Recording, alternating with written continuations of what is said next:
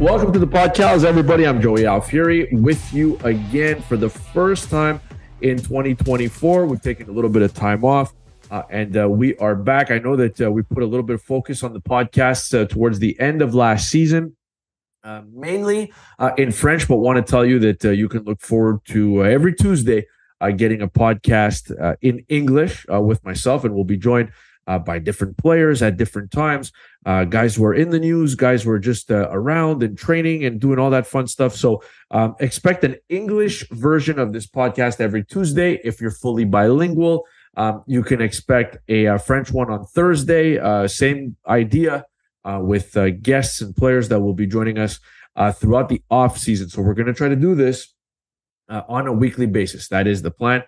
So make sure that you subscribe to the PodcAls and that you sign up and you get those notifications as soon as it is ready. All right. We've got a busy show here today. We will talk about free agency, which is less than a month away.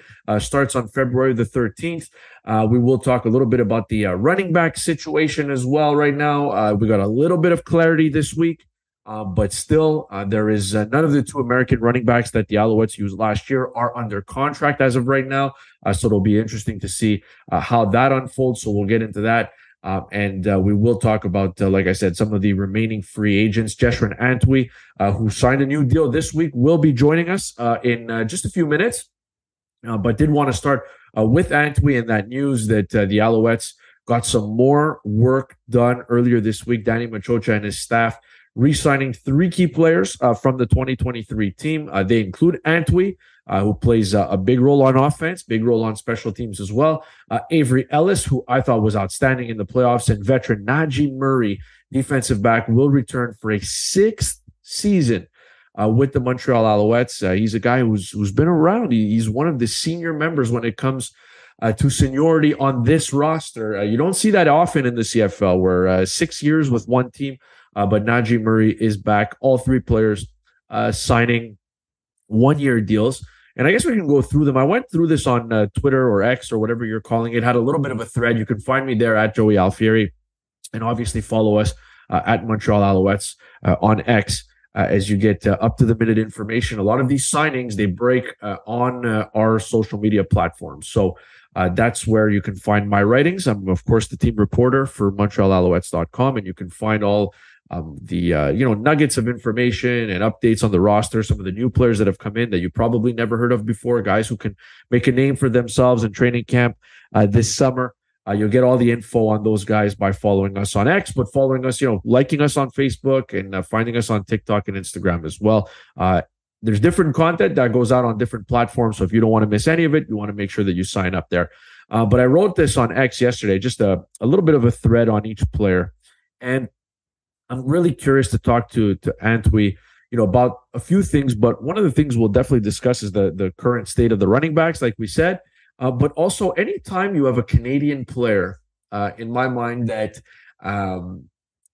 is from another part of Canada, outside of Quebec, outside of Montreal, and they decide they can test free agency and they can decide to go elsewhere or go back home. In Antwi's case, that was Calgary. You have an opportunity to go back home and you don't take it. You don't even explore the option. You decide to re-sign. That says a lot about the culture. It says a lot about the way the player feels about the organization and the city. So I'm just curious, what his mindset was there. We'll talk to Jeshrun Antwi in just a few minutes about that. He's going to be nice enough to join us from his off-season home in Calgary, Alberta, like I said. So we're going to talk about that. But with Antwi, he's provided such incredible value. If you think about it, he had the touchdown that really put the game to bed in the East Division final. And I know it's going to be a little bit more subtle because he didn't get any touches. But, Stanback ended up getting hurt on that final drive of the Grey Cup game. There was a play there where he stayed in to block, if I'm not mistaken. I don't think it was a run, but I think he stayed in to block, and he ended up his shoulder or wrist or something ended up getting jammed. Something was banged up. So he came out of the game, and Jeshrun Antwi steps in and did a really nice job. Was physical on his blocks, protected Cody Fajardo. If you remember, the touchdown pass to Tyson Philpott, that came on a blitz. The Bombers ended up sending more than the Owls could block, but Jeshrun Antwi picked up a block, gave Cody Fajardo some more time. So there's a lot of subtle things. I mean, there's some obvious things that Jeshrun Antwi does really well. If you remember in 2022, William Stanback ended up getting hurt in the first game, and I think Antwi had a 70-yard run in Calgary. So he's a Canadian. Hard to find good Canadians, clearly, but a guy who's been in Montreal for this is 3 seasons completed now, and a guy who's I feel he's just gotten better. I know the numbers were down in 2023, but I feel like that's just a product of having less carries. Stanback, Fletcher were both there from the beginning of the year, so there was less carries that were available to him, but that's why the numbers came down. Because if you look at his average yards per run, he's almost 6 yards a carry. He's 5.9 yards a carry, was very productive whenever he did get the rock. So I do like what I've seen from Jeshrun Antwi. Glad he's back. He's a guy who's in his mid-20s still. He's in excellent shape.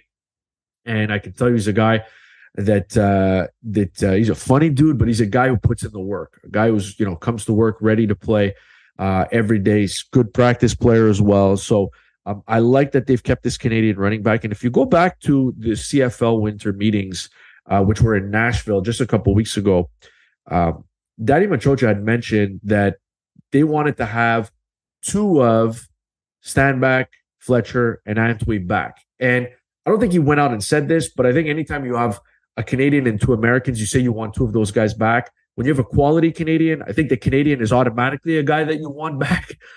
So in my mind, it was always Antwi and one of the other 2. So I'm curious to see how it ends up playing out. We'll ask Antwi, not if he has a preference, because I know he's tight with both guys, but just what he's been living with the other 2 guys, that uncertainty in the backfield. And you never know. You have some of these new guys. I know the Alouettes signed Mike Weber Jr. He's one of the running backs that they've brought in. Former Dallas Cowboy, played at Ohio State with Austin Mack. So he's a guy that could factor in this as well. But we know for certain Antwi's back on a 1-year deal. I just want to run through the other 2 guys. Avery Ellis, I feel, really good CFL career, solid, productive player in Ottawa before he got to Montreal, signed as a free agent in 2022, was traded in the middle of the season as part of a deal that saw the Alouettes get Nafis Lyon and Thomas Costigan. So was traded to Edmonton in the middle of 2022, became a free agent at the end of that season. Decided they made it work. Both sides said, hey, you know what? I know you traded me, but I'll come back to Montreal. He's a guy very respected in the locker room, has a lot of great experience in the CFL. And again, he's another guy like Antwi. He doesn't just bring it on defense at defensive end where he rotates in. He's a guy who rotated in, with Sean Lemon and Lual Uguak last year. But he's also a guy who brings that physicality on special teams. He's a guy that can set the tone for you that way too. So I like the Avery Ellis signing. I thought that he was good in the regular season. I thought he took it to another level in the playoffs, particularly in the East Division final in Toronto and in the Grey Cup as well. That East Division final game, if you remember, I don't know how you could forget this if you watch the game. I think everybody knows Toronto running back AJ Ouellette is a guy who's shorter guy, stocky guy, tough to bring down. And I just remember, there was a play where the ball ended up getting into his hands. He caught the ball out of the backfield, and Avery Ellis read it the whole way, stepped up, made the tackle up high, and brought Ouellette down for a loss. In that game, Avery Ellis had 3 tackles for loss. So had a big performance, was a big part of the leadership core of this locker room that ended up winning the Grey Cup. So really like Avery Ellis. And fun fact, if you didn't know this, if you're not following us on Instagram, Avery Ellis during the offseason obviously works out, but he's a chef. And we actually shot some content on his birthday at the beginning of October where we had a setup in a kitchen and he cooked for us. And we actually put the video together and we put that out on Instagram. And he made a mac and cheese, and there's a couple other recipes that are going to come out from that shoot that haven't come out yet. So I'll leave those as a surprise because they're going to come out, if not this week, next week, sometime before the beginning of February. But Avery Ellis made a macaroni and cheese, and macaroni and cheese is, it's a simple dish, but he made a macaroni and cheese that changed my life. So if ever you run into Avery Ellis after a game in the street or whatever, ask him about his cooking. His cooking is phenomenal. He is a chef during the offseason. I encourage you to go out there and find that video that was posted in, I think it was November. It was a kind of a Thanksgiving, American Thanksgiving thing. Where he made his Thanksgiving macaroni and cheese. It was to die for. I was on the spot. I was there on location. I got to sample it, and I'm ashamed. I don't know if I'm ashamed, but I took some home, and it was that good. It was really good. He's cooked a couple of other things for me as well that he's given to me in the locker room, some rice and some beans and stuff like that. I mean, he's an unbelievable chef. So that's just aside from football.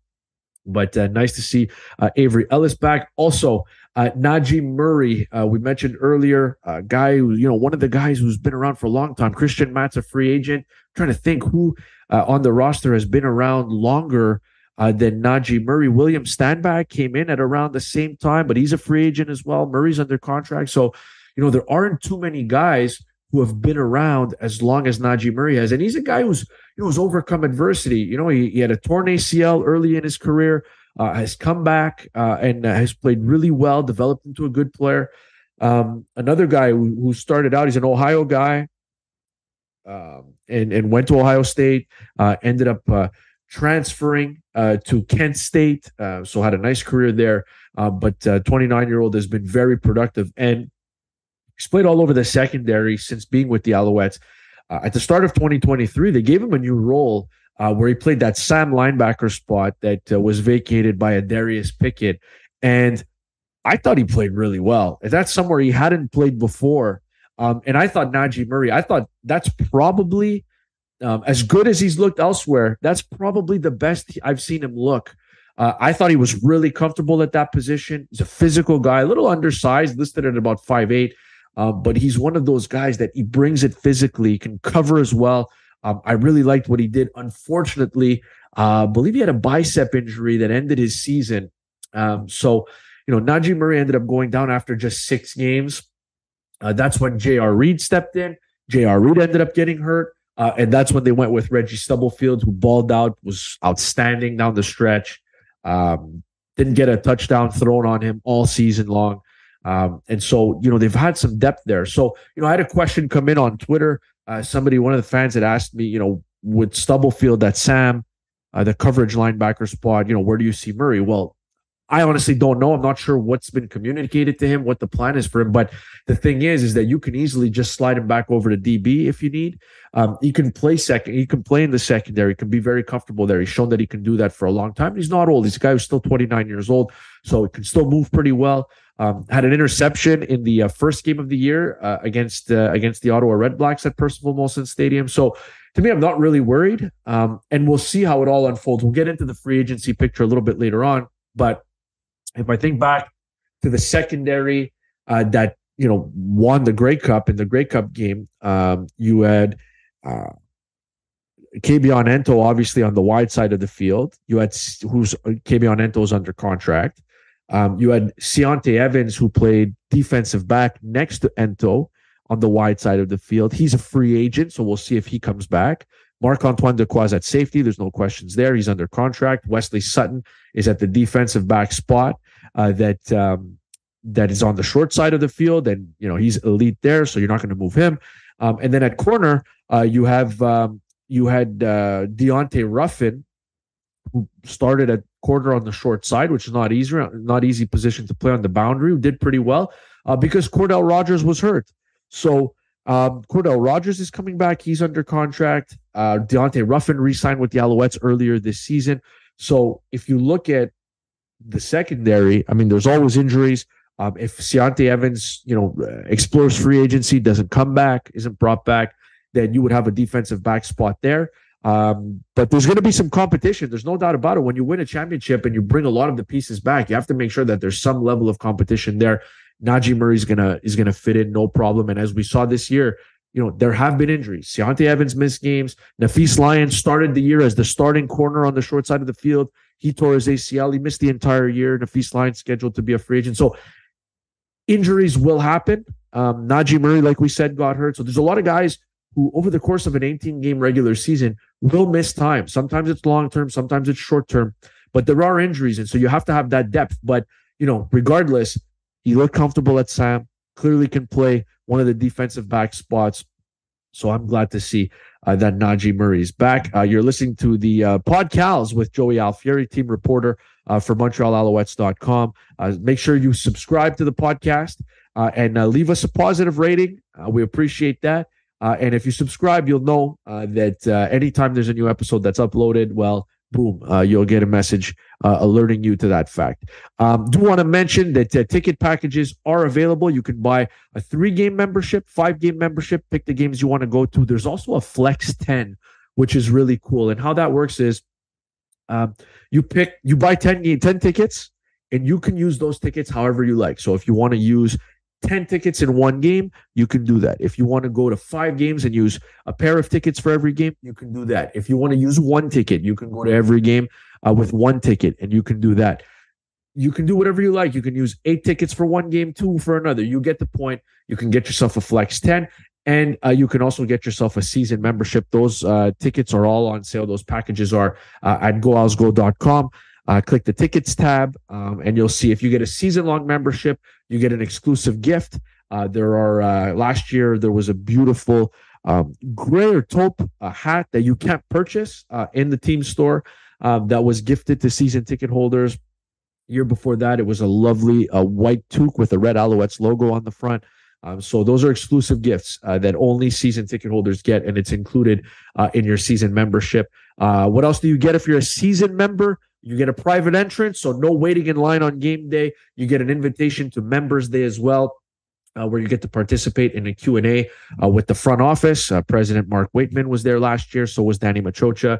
And the players, a lot of the players show up. You get to watch a practice as well. The players will come by, say hello to you, get to talk to the players, get autographs, all that stuff. You only get that invitation if you are a season member, and you also get a discount to the team store, and you get a discount on the food and concessions and beverages at Percival Molson Stadium on game days. So that's if you're a season member. And if you're a 3-game member, 5-game member, Flex 10, then you also get other benefits as well, but you don't get all the benefits that season members get. So find the package that works best for you, and make sure you pick up your ticket pack. Make sure you're there. Any game is fun, but you want to probably be there on opening day for the first home game of the season when the Montreal Alouettes raise their 2023 Grey Cup banner. That's going to be an emotionally charged night. It's going to be a whole lot of fun. So make sure you're there in June for that. Of course, the Alouettes start the season on the road for the first 2 games of the year. They're in Winnipeg and Edmonton, but they're back for that 3rd game at home. You're going to want to make sure you're there. Pick up your tickets now. Don't miss out. We talked about free agency a little bit. We'll get to Jeshrun Antwi in just a couple of minutes. But we talked about Deontay Evans and William Stanback and Walter Fletcher. The running back position, I think, is the most fascinating. There's an offensive line piece here as well that could be interesting at right guard because Christian Matt, as we know, scheduled to become a free agent. There's been a lot of chatter. Will he play? Will he not? We don't know. Phil Gagnon, who served as a solid backup for most of the year, he's going to be a free agent as well. But he's a guy who, you saw it. P.O. Lestage got hurt at left guard in the Eastern semifinal against Hamilton. You slide Phil Gagnon in there, and the offensive line continued to play at a high level. So it'll be interesting to see, is Matt back? Do they bring back both? Is Gagnon back? But, somebody has to start at right guard, so it'll be interesting to see. So right guard is fascinating for me. But running back is also going to be interesting. So, there are guys who are going to be free agents when the markets open on Feb 13. Do the Owls explore that? I'm talking about high-priced guys. Brady Oliveira is an all-star. Obviously was Canadian, the most outstanding Canadian this year, beat out Marc-Antoine Dequoy. Will he hit free agency on the 13th and leave Winnipeg? Potentially. I know a lot of Alouettes fans have been asking me about him. Same for AJ Ouellette. He's another guy who's very popular around town. An American back, but has the francophone last name. So a lot of people ask me about, will they sign AJ Ouellette? I thought William Stanback got better as the year went on. I think you saw Walter Fletcher, whenever he got the opportunity to play, he was very good. I think to the game that Caleb Evans started at home against the Saskatchewan Roughriders, and I remember Walter Fletcher having a couple of explosive plays in that game. So whenever Stanback was out, Fletcher got in, and both backs, I thought they got better as the season went on. So it's tough to make two American backs play. I think we saw the Alouettes try it a couple times this year, and it didn't really work out great, especially if you fall behind. It's kind of tough to keep two American backs, fit them into your ratio and give them enough touches to justify playing both. And I think they've made it, management, like we said, has made it pretty clear that really only one of the two is going to be back. You can't afford to bring back everyone. You saw a bunch of guys are back: Lemon and Sankey and Beverett and Mustafa Johnson, Ruffin, who we mentioned. There's a lot of guys that are back. There's still a couple guys that need to be paid as well. So with a salary cap at right around $5.5 million, it's hard to bring everyone back. So it's going to be difficult to envision Stanback and Fletcher back. I think both guys are capable of playing. I mean, you saw Stanback. The burst was definitely back, after he missed most of 2022 with an injury. But, I think to that long run in Ottawa, I think that was at the end of September. And then obviously in the Grey Cup, had the first Alouettes touchdown where he broke off a big run against a very good Winnipeg defense. So Stanback has shown that he can still play. I think it's out there. I think it's been widely reported that he was, if not the highest paid running back in the league, he was in the top two. So it'll be interesting to see how they make the numbers work, if that's the route that they want to go. But Walter Fletcher, I think there's something also to be said for a guy who's very patient and has patiently been waiting his turn. I think you've seen him make big plays and has played pretty well.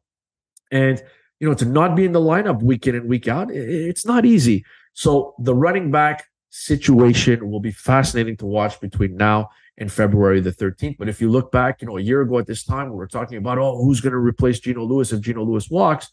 Well, you had Austin Mack, you had Tyler Snead that stepped up in a big way to fill that void. So replacing a player, if that's the route they go, replacing somebody can also be done by, a free agent who was either in the XFL, USFL, NFL, or straight out of college. That could be done as well. So obviously you want to try to keep everybody, love to keep Stanback, would love to keep Fletcher. But in professional football, especially in a salary cap world, and a salary cap that's as tight as a CFL salary cap is, unfortunately, you can't keep everyone. So it'll be interesting to see where they will go with the running back situation. But again, free agency begins February the 13th at noon. And there's a tampering window where you can talk to other teams' free agents before the market opens. So fascinating to see where they go with this. Do they keep one of their own? Do they go outside the organization?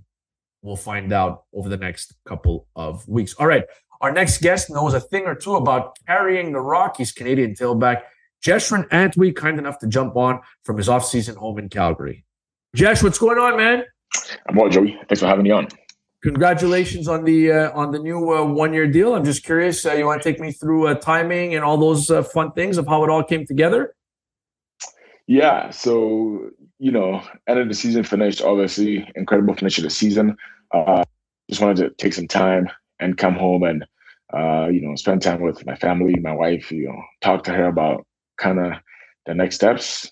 And we both decided it would be best for us to stay in Montreal. And so I spoke to my agent and he got in touch with Danny.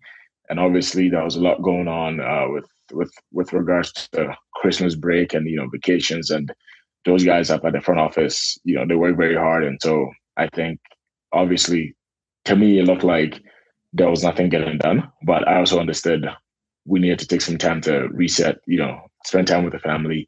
And once January hit, then he got in touch, and I don't think I've negotiated a faster deal than how this one got done. Good. I was mentioning this earlier, but it's always been impressive to me. Like, even when I was just a fan, when you have a Canadian player who's from out of province, so in your case, your off-season home is in Calgary, and they decide to stay here. When you're from outside Quebec, you don't explore, going back home. It says a lot to me, and it tells me that they're happy with you. Clearly, you've done a really good job since coming here.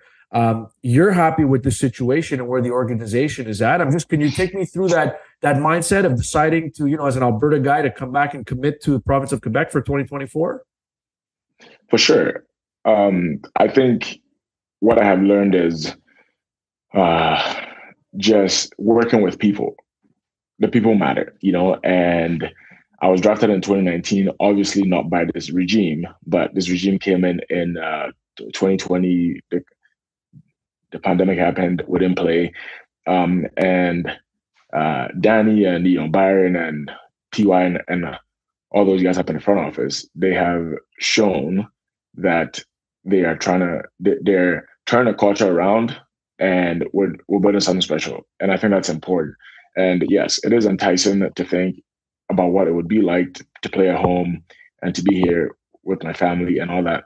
But also, Montreal is now going to be the organization that free agents want to come play for. I know in the past it hasn't always been like that. And when I was there in 19 and 21, we were going through some ups and downs.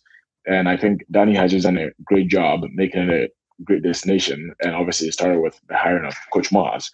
And those two were they played a huge role in my decision. I love playing for Coach Maz.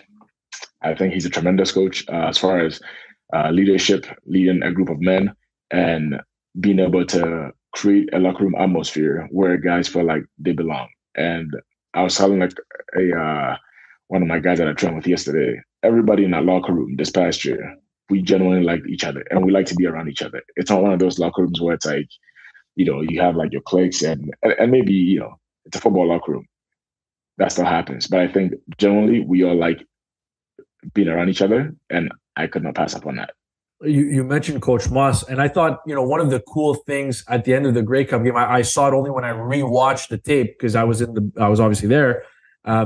But he hugs his son, and you were right there waiting for him to give him that first hug. So to me, it was it was genuine. Like, you guys were happy for each other, but it was cool that it was you the first one there. Like, what do you remember about that moment, and what were you thinking? What were you feeling at that time? I mean, I think obviously I watch a lot of football, and whatever happened in Saskatchewan happened in Saskatchewan. And Jake Hardy, who I trained with in your season, was also in Sask. And Jake is he's been a close friend of mine, a mentor. We went to the same college, and he speaks highly of Coach Maz. And so when Coach Maz got hired, at first you're like, it's a new head coach, you're not sure what to expect. And then when you meet Coach Maz, his first phone call with me, I was like, whoa, I'm ready to run through like a brick wall for this guy, And his first conversation we had, I remember I was telling people that we're going to win the Grey Cup. And of course you say that, right? And I said that. I'm not sure how much I meant it, but I said it because I just believed in what he was preaching and the message that he was spreading around. But yeah, I was just happy for him to come from the situation that, he came from. And, I'm not going to get into all that, but it's coaches coach, players play. But when coaches put you in the right position and situations, and he's a play caller, and he makes all the right adjustments alongside with Coach A, and they're able to put us in a position to succeed. I think it says a lot, and I was just happy for him, and his family. It felt like obviously I'm a little more privy to being around the group than the average fan is, but it felt like it wasn't just a Grey Cup win. It felt like it was a win where you guys like shaped a culture in the process. Like, did it feel that way as well? And as a guy who's been here multiple years now, like, can you take me from, maybe where it was, and I'm sure it wasn't in a terrible place in 2021 and 22, but just how it evolved as the season went. I mean, you guys lost 4 in a row as late as September, and then you come back and rattle off 8 in a row and win the Grey Cup. So just talk to me a little bit about the culture shift and some of the things that you realized along the way. Yeah, as far as the culture shift, people, when you win a Grey Cup, everybody's always like, congratulations, champion. And I was telling my wife, it feels a little weird because I view it as I was part of the team, the 2023 Montreal Alouettes that won a championship, like the team. And I think that's what Coach Moss and Danny, when he came, and obviously we went through some changes, and he took over from the then head coach Kahari Jones, and that was what he was trying to instill. And obviously he found his man in Coach Maz. And the culture shift, you're 100% right. So in 2019, when I went to camp, with the then regime, then I came back to school, and then Danny took over. And then obviously everybody knows, it's public, but the ownership changes. And then again, like you said, you're talking about Quebec and the province of Quebec and Montreal and how important it was to find local ownership. And obviously, our new owner now, PKP. So I think it starts from there. And then now, Danny has said it himself. He feels like it's just easier for him to get work done because there isn't all the extra curriculars going on. And so from then on, it trickles down to Coach Maz, who again has preached team and the importance of, team and not worrying about who gets a credit. And so I think, like, again, in our locker room, when we lose 4 straight, or when we couldn't beat Winnipeg, BC, and Toronto, all the narratives that was out there, and they were true. Yeah, we didn't beat them. Not that they were much better team than us, but if you know football and you watch those games, we were in those games. It's just we're still trying to find our footing. Play calling, players, coaches, whatever you're gonna call it. But Coach Moss preaches team, and we just rally around each other. And like I said, we like being around each other. So when you go on a losing skid, you're not panicking. You're not pointing a finger. It's just, okay, let's watch your take. Let's be brutally honest, and let's fix what we need to fix. And also, we had some incredible leaders in our locker room. Charlemagne, if I had to put a name on it, I think he was a huge turning point in our season, if I'm being honest. So I know you never root for an injury or anything like that, but when Stanback had to come out of the game on the final drive and you're stepping onto the field and you were on the field, like you picked up a block on the Fajardo throw to football, right? Like, I'm curious, have you had an opportunity it's 2 months have passed now. Have you had an opportunity to think about that and how it all worked out and how you got to be on the field? Yeah. Such a historic moment. I think there's so many layers and aspects of that. Obviously, again, like, Stanback get injured. And I always tell people, like, I always prepare like I'm going to play every down or that I'm going to start. I know he's a starter, but I prepare. I go through my routine like I'm going to play. So it was no different than when he got injured, in 2022 and I had to step in. Except now the stakes were much higher, but to be able to be on the field, like I was talking to our Dinos head coach now, Ryan Sheehan, because he coached myself on football. To be on the field with Tyson and Jake, like I call Jake in as a bomber, and then and then football catches the touchdown. Like I said, I'm just I was just a tiny part of it, but it's an incredible moment, an incredible feeling, and I will forever be linked to. Aside from playing football, like I'll be linked to football as an MOP winner, like teammates in college, not teammates with Al's, and on his incredible play that gets us the Grey Cup, I was in the field with him, So yeah, like as far as that, I didn't really think too much about it. Stanback came running out, and the coach Matt said, "Go in." And at that point, it's just you're going in to do your job and to make sure you do whatever you can in your power to, at such a crucial point in the game, to not to mess up any assignments, to not cost the team the win. All right. Speaking of Stanback, I got to ask you, have you guys used Stanback and Fletcher? I know you guys are tight. I see you guys yapping all the time. You guys are tight. All three of you were set to become free agents. You're obviously the first one to re-sign. You can't keep everyone when you win a championship, especially, but I'm just curious, like, what are the emotions like, the feelings like when, it looks like at least one of the two might not be back? I think Danny, it's public, had mentioned that you can only keep two. Clearly, they want to keep the Canadian in-house, so they're going to have to decide between those two. Like, what are you feeling in those moments? I think, as close as football is, it's a community and our locker room, and it's a family, but we're all privy to how the business side works too. At least I try to think of it anyways.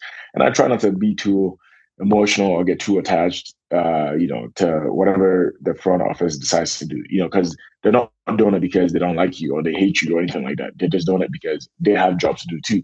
And at the end of the day, their butts will be on the line if they don't do their jobs. But as far as Stanback and Fletcher, we've all spoken. Obviously I was the first one to sign. And now, I'm just waiting to see the next domino essentially. And I know they're all going to do what is in the best interest of themselves, and Danny's going to do what is in the best interest of the team. And like, I don't have any hard feelings towards anything. At the end of the day, whatever Danny decides and whichever either one of those guys decides, we're linked for life. And that's the best thing about winning the Grey Cup is nobody can take that away from us.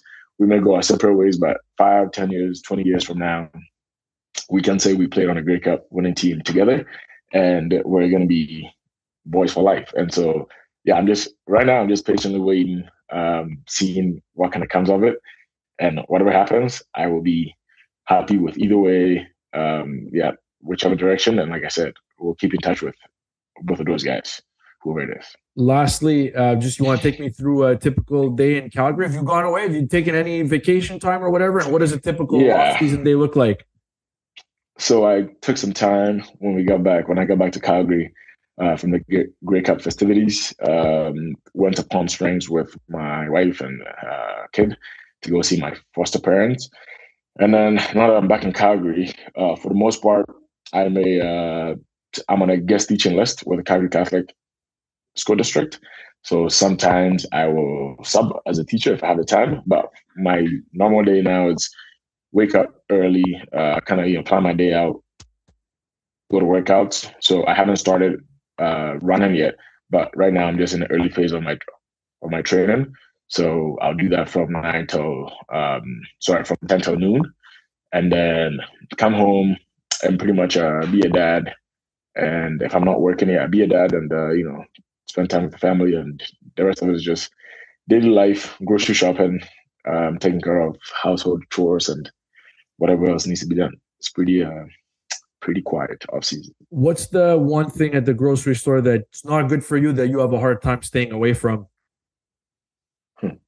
Interesting. For the most part, I try not to eat sweets like ever. I don't really eat sweets at all, but it's not from the grocery store. It's from a Village ice cream. I don't know if there's a Village ice cream in Montreal, but there's a salted caramel ice cream, and it is incredible, Joey. In a cone or in a bowl, man? No, I buy the pint. So I know you buy the pint, but how do you eat it? In a bowl? Or you eat it straight out of the pint? Well, sometimes, yeah. You're better than that. Sometimes, not all the time. Sometimes, but if I'm buying just a cone, then yes, I'm getting it in a cone because then it just melts and it gets to the bottom and all that. But Village ice cream. If you're ever in Calgary, Joey, I have to get you a pint. Yeah. When we're here this year, actually, yeah. Yes, I should do that. You signed the new big money deal, so definitely ice cream on you in the very near future. Appreciate you, man. Congratulations on the contract. It's very, very well deserved. And can't wait to see you again in May. It's going to be a long, cold winter here without you guys. I'm ready to go for another season. And just so you know, get on my level because I started running already after the physical toll my body took up. I'm going to be in the greatest shape of my life. Love to hear it, Joey. Thanks for having me on. And as always, it's a pleasure. Hey, be good. See you soon. Yes, sir. You too. Take care. Thanks again to Jeshrun Antwi, kind enough to join us from his off-season home in Calgary, Alberta. And Antwi's back. 1-year deal. The Alouettes announced earlier this week that they had re-signed Antwi, defensive end Avery Ellis, and Najee Murray. A reminder as well, you can visit the Alouettes team shop online to pick up your Grey Cup championship gear. There's a limited run left. If you don't have your championship hat and T-shirts that the players wore on the field after winning and beating the Winnipeg Blue Bombers in Hamilton, you can pick that up on the website. There's also some merch. If you're looking for some French merch, the Owls have come out with a French line as well, where you can get a hoodie. There's a cap. There's a toque. There's also a cool Grey Cup. There's a glass that you can drink out of. There's a lot of Grey Cup merch on the website. So make sure you get it before it runs out because it's selling quickly. I think the Alouettes team store over the holidays was flooded with thousands and thousands of orders. So shout out to you guys. But if you haven't picked up your Grey Cup championship gear, and I picked up some championship gear, and I'm going to be honest with you, I picked up 2 sets of gear. I picked up one set that I'm happy to wear around the facility, maybe wear at practice or whatnot when I'm around the team. But I've also picked up some gear that I put away in the closet so that it stays intact. I don't know if anybody else does that, but if you haven't picked up your gear, make sure that you pick it up before it's too late and it sells out. So get your championship gear on the Montreal Alouettes website. Visit montrealalouettes.com. Click on the team store, the boutique tab, and you'll be able to pick up your gear. It says Grey Cup merch is one of the tabs that pops up. It'll bring you to the page. Get your order in because it may be too late soon, and you don't want to be on the outside looking in when it comes to Grey Cup merch. You waited 13 years to be able to get Grey Cup merch. Make sure you take advantage and you pick it up before it's all sold out. That's it for the PodcAls for this week. Again, you can subscribe, leave us a rating. If you want to reach out to me, you want to just talk some football, you want to talk Alouettes in the cold, long winter months before training camp gets going in May, with free agency around the corner, happy to answer any of your questions. My direct messages are open on Twitter, so you can find me at Joey Alfieri on X, and happy to chime in, and we can go back and forth. I'm as interested in your opinion as hopefully you are in mine, so feel free to reach out. A lot of Owls fans already do, but I'm inviting you to DM me anytime for a little private Alouettes chatter. And if the conversation is great, we'll bring that conversation to the podcast as well, and we'll touch on those topics as well. Have a great rest of your week, everybody. Reminder, English podcast, the PodcAls will come out every Tuesday. So make sure you get your podcast. However you get it, subscribe so you don't miss out. Have a great week, everybody. We'll talk again in 7 days' time.